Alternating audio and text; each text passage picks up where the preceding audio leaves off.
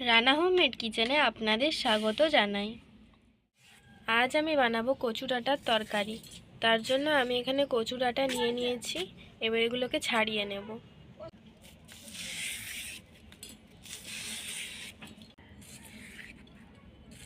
সব চঁচগুলো আমি ছাড়িয়ে নিয়েছি। এবার টুকরো টুকরো করে কেটে নিচ্ছি। সবগুলো আমার কাটা হয়ে গেছে। তাহলে দেখে নিন আমি কচু ডাঁটার তরকারি কিভাবে রান্না করি। কচু ডাঁটাগুলো আমি ধুয়ে নিয়েছি, দিয়ে একটি হাঁড়ির মধ্যে আমি ঢুকিয়ে দিয়েছি, কেননা অনেকগুলো কচি ডাঁটা আছে তো সেই জন্য। আপনারা চাইলে এটা কড়ার মধ্যেও করতে পারেন। এবার উনানের মধ্যে বসিয়ে দিয়েছি, পরিমাণ মতো জল দিয়ে দেব, অল্প পরিমাণে নুন, আর দিয়ে দেব আমি দুটো আমসটা। আমি এখানে আমসটা দিচ্ছি, আপনারা চাইলে এখানে তেঁতুলও দিতে পারেন। অনেক সময় কচু ডাঁটা চুলকোয়, তার জন্য আমি এখানে আমসটা নিয়েছি। এবার আমি ছোলা দিয়ে দেব। ছোলাটাকেও আমি ওর সাথেই সেদ্ধ করব। এবার ঢাকা দিয়ে দেব। 10 মিনিট পর এবার ঢাকাটা খুলে নেব। সেদ্ধ হয়ে গেছে, এবার আমি জল ঝরিয়ে নেব। জল ঝরানো হয়ে গেছে।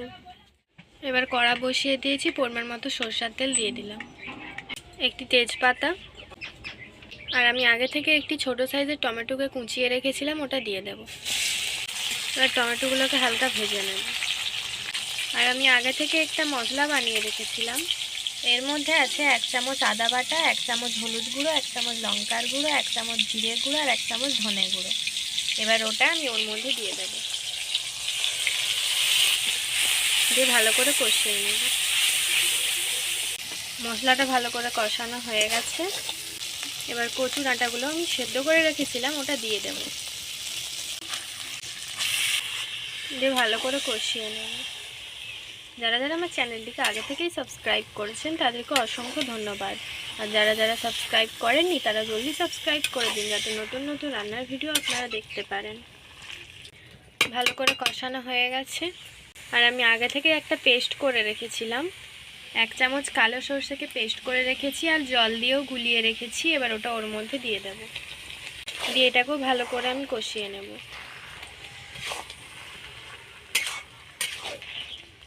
আমার এই কচু ডাঁটার রেসিপিটা যদি আপনাদের ভালো লেগে থাকে তাহলে সাবস্ক্রাইব করুন আমাদের চ্যানেলটি, যাতে পরের ভিডিওর জন্য নোটিফিকেশন আপনারা পান।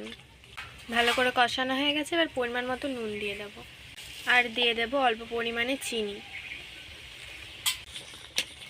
ভালো করে নেড়ে নিয়েছি। এবার আমি ওর মধ্যে ম্যাগি মশলা দিয়ে দেব। আমি এখানে ম্যাগি মশলা দিচ্ছি, আপনারা চাইলে এখানে গরম মশলাও ব্যবহার করতে পারেন। এই রেসিপিটা সম্পূর্ণ নিরামিষ। আপনারা বাড়িতে অবশ্যই ট্রাই করবেন আর খেয়ে কমেন্টে জানাবেন কেমন লাগলো। আমার কচু ডাঁটার তরকারি তৈরি। এবার আমি নামিয়ে নেব। নামানো হয়ে গেছে। এটি দেখতেও যেমন সুন্দর হয়েছে, গরম গরম ভাতের সাথে দারুণ লাগবে খেতে। তো আপনারা বাড়িতে অবশ্যই ট্রাই করবেন।